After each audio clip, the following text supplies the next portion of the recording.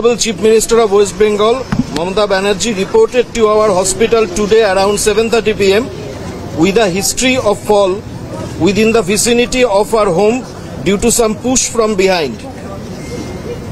She had a cerebral concussion and had a sharp cut over her forehead and nose.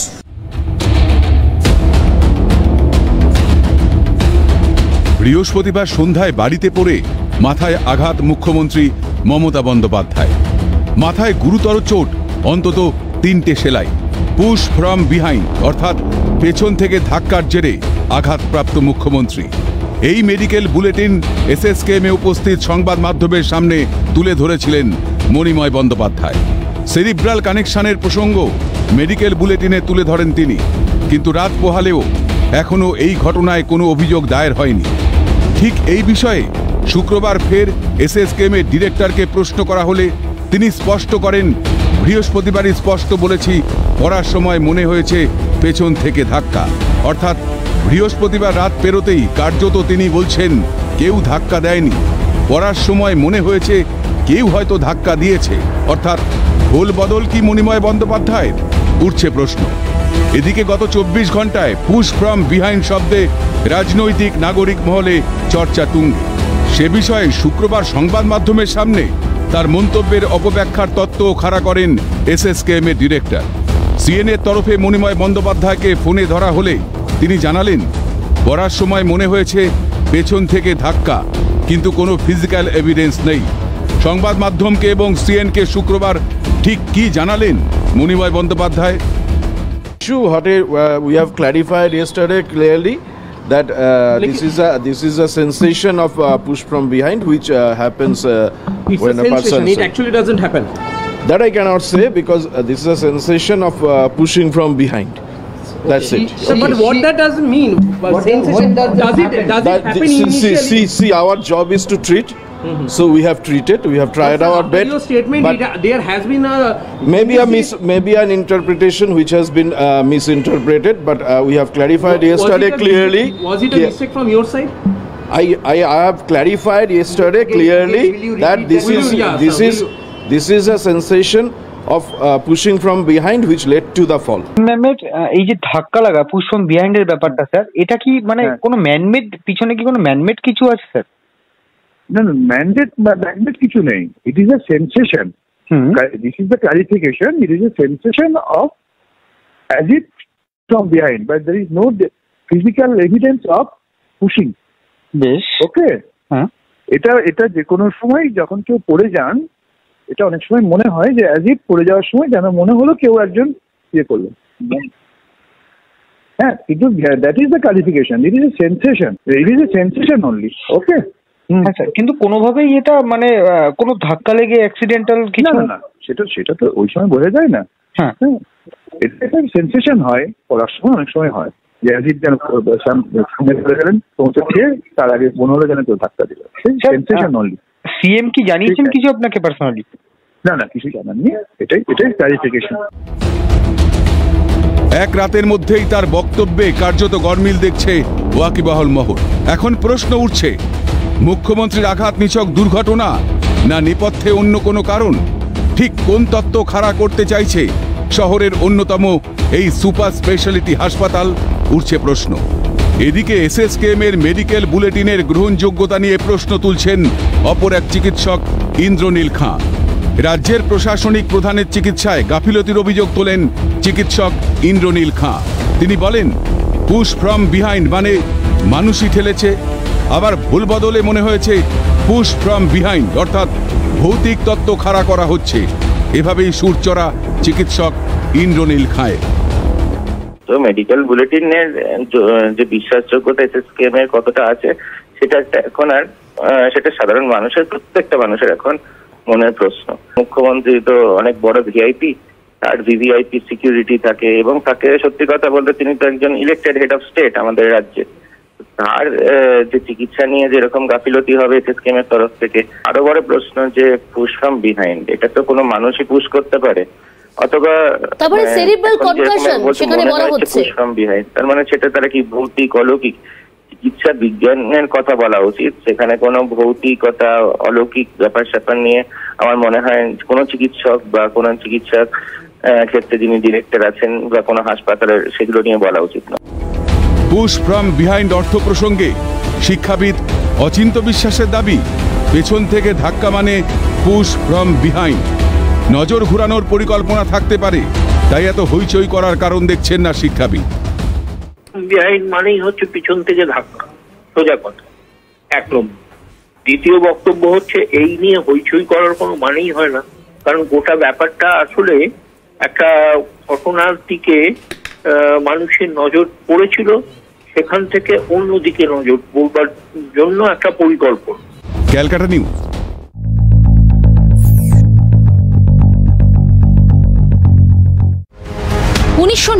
সাল বাড়ির কাছে হাজরা মোড়ে লালু আলামের লাঠিতে মাথা ফেটেছিল মমতা বন্দ্যোপাধ্যায়ের।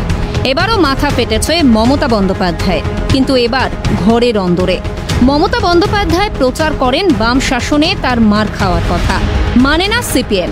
বাম শাসনের অবসানেও আঘাত পিছু ছাড়ছে না নেত্রী। সম্প্রতি বেশ কিছু দুর্ঘটনার মুখোমুখি হয়েছেন তিনি, কিন্তু ইতিহাসের পাতায় নির্মমভাবে লেখা থাকবে নন্দীগ্রামের চোটের কথাটা। মমতা বন্দ্যোপাধ্যায়ের দাবি ছিল চক্রান্ত করে আঘাত তাঁর পায়ে।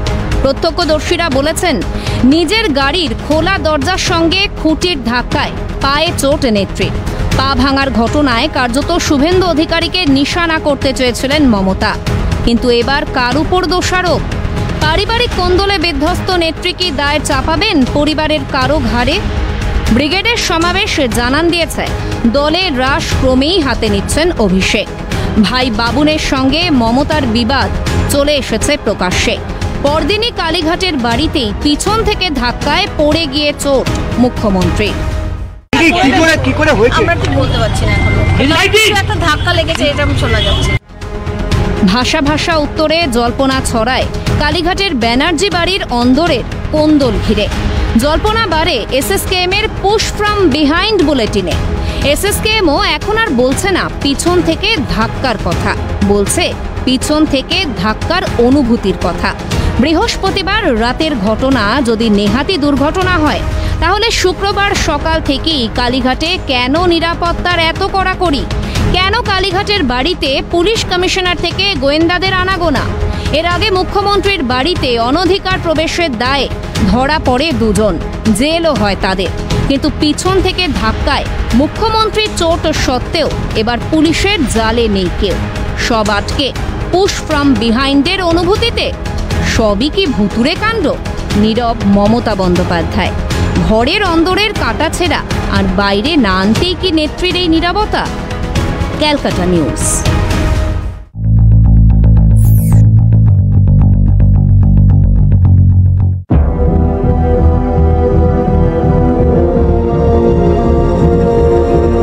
বৃহস্পতিবার সন্ধ্যায় বাড়িতেই চোট মুখ্যমন্ত্রীর। কপালে গভীর ক্ষত, নাকে চোট, ছড়িয়েছিল উদ্বেগ।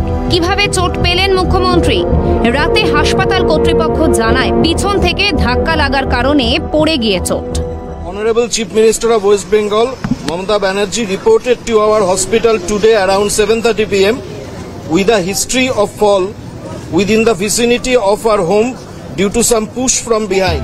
প্রশ্ন ওঠে, কিভাবে ধাক্কা? কেন ধাক্কা? ঘরের ভিতরে কে বা কারা দিল ধাক্কা? ধাক্কা কি দুর্ঘটনাবশত নাকি ইচ্ছাকৃত? খামতি আছে মুখ্যমন্ত্রী নিরাপত্তায়? মুখ্যমন্ত্রী কি নিরাপদ নন ঘরের অন্দরেও? বিপাকে পড়ে ভোল বদল এসএসকেএম এর। শুক্রবারের ব্যাখ্যা, পড়ে যাওয়ার সময় পিছন থেকে ধাক্কা লাগার অনুভূতি হয়েছিল মুখ্যমন্ত্রীর। I have clarified yesterday clearly that this is a sensation of pushing from behind which led to the fall. SSKM এ কি বলেছিলেন মুখ্যমন্ত্রী? পিছন থেকে ধাক্কার কথা নাকি ধাক্কা লাগার অনুভূতির কথা? পুশ ফ্রম বিহাইন্ড মানে কেউ ধাক্কা মেরেছে বা ধাক্কা লেগেছে। A sensation of push from behind মানে এক কথায় অসুস্থতা। পুশ ফ্রম বিহাইন্ড সত্যি হলে কালীঘাটের বাড়িতেও প্রশ্নের মুখে মমতা বন্দ্যোপাধ্যায়ের নিরাপত্তা। আর sensation of push from behind সত্যি হলে প্রশ্ন উঠবে মুখ্যমন্ত্রীর অসুস্থতাকে কেন চেপে রাখার চেষ্টা এসএসকেএম এর? Sensation of push from behind তত্ত্বটা ভুল হলে প্রশ্ন উঠবে, কেন মুখ্যমন্ত্রীকে অসুস্থ বানানোর চেষ্টা? গন্ডগোল যে একটা আছে তা স্পষ্ট। এই এসএসকেএমই তার হাঁটুর চিকিৎসায় ভুল করেছিল, জানিয়েছিলেন খোদ মুখ্যমন্ত্রী। সিবিআই ইডির হাত থেকে বাঁচতে অনুব্রত মণ্ডলদের আরাম ঘর হয় এই এসএসকেএমই। কালীঘাটের কাকুর কণ্ঠস্বর নেওয়ায় কেন্দ্রীয় সংস্থার বাধা হয় এই এসএসকেএমই। এসএসকেএমের গায়ে লেগে গেছে দলদাসের তকমা। চোটপা মুখ্যমন্ত্রীকে নিয়ে এসএসকেএমের দুরকম ভূমিকা কি হাসপাতালের অপদার্থতার লক্ষণ নয়, নাকি দলদাসত্বের পরিপূর্ণ রূপ? এটাই ক্যালকাটা নিউজ।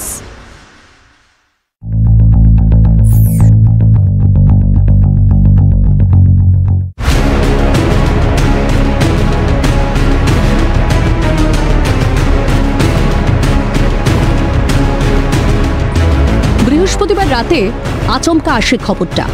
তৃণমূল কংগ্রেসের অফিসিয়াল এক্স হ্যান্ডেলে খোদ মুখ্যমন্ত্রী মমতা বন্দ্যোপাধ্যায়ের রক্তাক্ত ছবি, মাথায় চোট। কি হয়েছে, কিভাবে হয়েছে, উৎকণ্ঠায় তখন বঙ্গবাসী। সাম্প্রতিককালে একাধিকবার দুর্ঘটনার কবলে পড়েছেন আমাদের মুখ্যমন্ত্রী। কখনো আঘাত পেয়েছেন কোমরে, কখনো মাথায়, কখনো বা পায়ে। বাম জামানায় তার মাথা ফেটেছিল লড়াইয়ের ময়দানে। 21-এর ভোট, পায়ে চোট নন্দীগ্রামে। মাস কয়েক আগে ব্যাপক ঝড় বৃষ্টির মধ্যে সেবকে বায়ুসেনার ঘাঁটিতে বিমানের জরুরি অবতরণের সময় কোমরে ও পায়ে আঘাত পান তিনি। মাস কয়েক আগে স্পেনে শিল্প সম্মেলনে ফের পায়ে চোট। কয়েকদিন আগে বর্ধমান থেকে ফেরার পথে দুর্ঘটনায় মাথায় ব্যান্ডেজ পড়ে মমতার। এবার ফের কপালে চোট। মুখ্যমন্ত্রীর চোট তাঁর কালীঘাটের বাড়িতেই। নিজের গাড়িতে করে তাকে হাসপাতালে নিয়ে আসেন অভিষেক বন্দ্যোপাধ্যায়। কিন্তু হাসপাতালের বেড থেকে যে ছবি সামনে আনা হয়েছে তৃণমূলের এক্স হ্যান্ডেলে নানা প্রশ্ন তুলে দিয়েছে তা। ছবি যেন প্রশ্ন তুলছে, বাড়িতে সামান্য শুশ্রূষার টুকুও পাননি মুখ্যমন্ত্রী। মুখ্যমন্ত্রীর প্রাথমিক চিকিৎসায় তৎপর ছিল না এসএসকেএমও।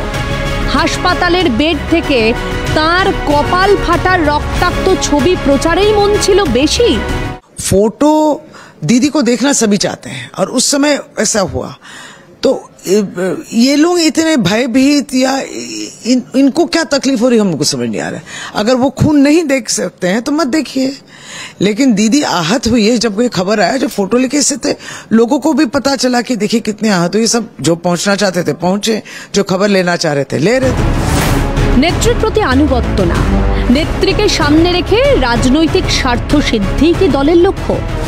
নেত্রীর চিকিৎসা না, অনেক বেশি দামি নেত্রীর রক্তাক্ত ছবি। ইডি সিবিআই এ ভীত অনুব্রত মণ্ডলদের ঠাঁই দেওয়া এসএসকেএমও যেন ভুলে গেছে কারো রক্তাক্ত ছবি তুলতে দেওয়া না অনেক বেশি জরুরি আহত অসুস্থকে সুস্থ করা। ভোটের এমন ঠেলা যে নেত্রীর প্রতি সামান্য মমতাও দেখাতে পারল না তৃণমূল। সামান্য মমতা বোধ জাগেনি পরিবারেরও। আর এসএসকেএম তো দলদাস। ক্যালকাটা নিউজ।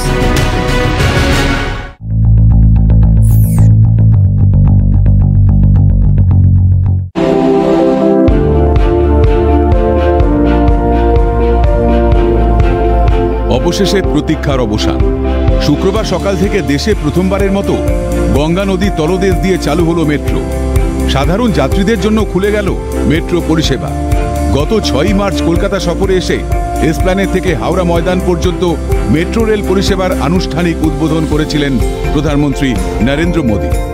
অবশেষে প্রতীক্ষার অবসান এবং এই মুহূর্তে গঙ্গার তলা দিয়ে যে মেট্রো, সেই মেট্রো কিন্তু এগিয়ে চলেছে এবং যে ব্লু লাইট, সেই ব্লু লাইট কিন্তু জ্বলে উঠেছে। অর্থাৎ ইতিমধ্যেই যে এসপ্ল্যানেড থেকে হাওড়া ময়দানের যে মেট্রো পরিষেবা, সেই মেট্রো পরিষেবা কিন্তু শুরু হয়ে গেল সাধারণ যাত্রীদের জন্য। জানা গিয়েছে এই রুটে প্রতিদিন সকাল 7টায় ছাড়বে প্রথম মেট্রো, অন্যদিকে শেষ মেট্রো ছাড়বে রাত 9:45। প্রতি সপ্তাহে সোম থেকে শনিবার পর্যন্ত 12 থেকে 15 মিনিটের ব্যবধানে ওই রুটে চলবে মেট্রো। রবিবার সারাদিনই বন্ধ থাকবে মেট্রো পরিষেবা। ওই রুটে রয়েছে 4টি স্টেশন: হাওড়া ময়দান, হাওড়া, মহাকরণ এবং এসপ্ল্যানেড। যেমন আমরা জানিয়েছিলাম প্রতি 7 মিনিট অন্তর অন্তর মেট্রো চলবে পিক সময়, তারপরে ওই যেমন 10 মিনিট 12 মিনিট, তারপরে একটু লিন সময় 15 মিনিট অন্তর অন্তর হাওড়া ময়দান থেকে এসপ্ল্যানেডে মেট্রো পরিষেবা চলবে। তবে গঙ্গার তলদেশ দিয়ে এই নতুন মেট্রো রুটে খুব কম সময়ে যাতায়াতে সুবিধা হয়েছে সাধারণ মানুষের। আর তাই সকাল থেকে স্টেশনে লক্ষ্য করা গেল প্রচুর উচ্ছ্বসিত মানুষের ভিড়। কেউ কেউ এই ঐতিহাসিক বিষয়ের প্রথমবার সাক্ষী থাকার জন্য ভোর 4টে থেকে লাইনে দাঁড়িয়ে টিকিট কেটেছেন। একটি টিকিটের মাধ্যমে 3 লাইনের মধ্যে ইন্টারচেঞ্জ করে সফর করা যাবে। তাই একটি লাইন থেকে অন্য লাইনে সফর করতে হলে আলাদা আলাদা টিকিট কাটার প্রয়োজন নেই। তবে এই ঐতিহাসিক মেট্রো সফর ঘিরে সাধারণ মানুষের উন্মাদনা ছিল চোখে পড়ার মতো। সাংঘাতিক ভালো এক্সপিরিয়েন্স, যেটা অনেক বছর থেকে আমরা ওয়েট করছিলাম। একটা স্বপ্ন ছিল কি গঙ্গার তলা দিয়ে দেশের প্রথম আন্ডার ওয়াটার মেট্রো, আর সেটা আমাদের একটা গর্বের জিনিস কি আমাদের পশ্চিমবঙ্গে হাওড়ায় এই জিনিসটা হয়েছে। আমরা অনেক বছর এটা ওয়েট করছিলাম। একদম খুব সুন্দর দারুণ জিনিস। এই জিনিস যে হবে আমরা ভাবতে পারিনি, জীবনেও ভাবতে পারিনি। এটা বিদেশে শুনেছি, জাপানে শুনেছি, এখানে দেখছি, আমার খুব ভালো লাগছে। এ দেখবার জন্য এসেছি এখানে আর কি, ঘুরছি আর কি, ঘুরে ঘুরে দেখছি। হ্যাঁ হ্যাঁ চেপে এসেছি, আবার যাচ্ছি, ফিরে যাচ্ছি আর কি। হ্যাঁ খুব খুব আনন্দ লাগছে, খুব ভালো লাগছে। হ্যাঁ নিচে দিয়ে অত একবারে ওখানে টয়লেটটা, এ তো কোথাও তো টয়লেট থাকে না, এখানে নতুন সিস্টেম টয়লেট দেখলাম ওইখানে আছে। বেশ খুব ভালো লেগেছে, খুবই ভালো লেগেছে। খুবই এক্সাইটেড আছি, বাবার সাথে এই মোমেন্টটা শেয়ার করছি। খুবই পার্সোনাল এক্সপিরিয়েন্স আমাদের জন্য, মানে অন্য যারা ট্রাভেল করছে ওদের থেকে একদম অন্য এক্সপিরিয়েন্স। প্লাস খুব সুন্দর ভিউ ছিল, ফার্স্ট টাইম ট্রাভেল, অসাম, মানে ওভারঅল অসাম। এছাড়াও শুক্রবার মেট্রো পরিদর্শনে এলেন হাওড়ার বিজেপি প্রার্থী ডক্টর রথীন চক্রবর্তী। এই ঐতিহাসিক পদক্ষেপের জন্য প্রধানমন্ত্রীকে ধন্যবাদ জ্ঞাপন করেন তিনি। আমরা প্রথমেই ভারতবর্ষের যশস্বী প্রধানমন্ত্রী নরেন্দ্র মোদীজিকে আমাদের অন্তরের অন্তঃস্থল থেকে, আমাদের সুনাগরিকদের পক্ষ থেকে আমরা তাকে অজস্র হাজার হাজার বার প্রণাম জানাই যে এই পরিষেবা তিনি শুরু করলেন। এটা কেবলমাত্র তার পক্ষেই সম্ভব, যেটা কেবলমাত্র ভারতবর্ষ নয়, এশিয়ার একটা অন্যতম নিদর্শন হয়ে দাঁড়ালো। গঙ্গার তলা দিয়ে সংযুক্ত হলো কলকাতা মহানগরী এবং হাওড়া নগরী। সব মিলিয়ে কলকাতা মেট্রো সমগ্র দেশবাসীর কাছে এই মুহূর্তে গর্বের বলেই মনে করছেন প্রত্যেকে। দেশে প্রথম কোনো নদীর নিচ দিয়ে যাত্রী নিয়ে ছুটল মেট্রো, আর এই স্মরণীয় মুহূর্তে সাক্ষী থাকলো সমগ্র বাংলা তথা দেশবাসী। ক্যামেরায় সঞ্জীব চক্রবর্তীর সঙ্গে ইন্দ্রনীল ঘোষ, দেবকুমার দেব, অপূর্ব দেবনাথের রিপোর্ট, ক্যালকাটা নিউজ।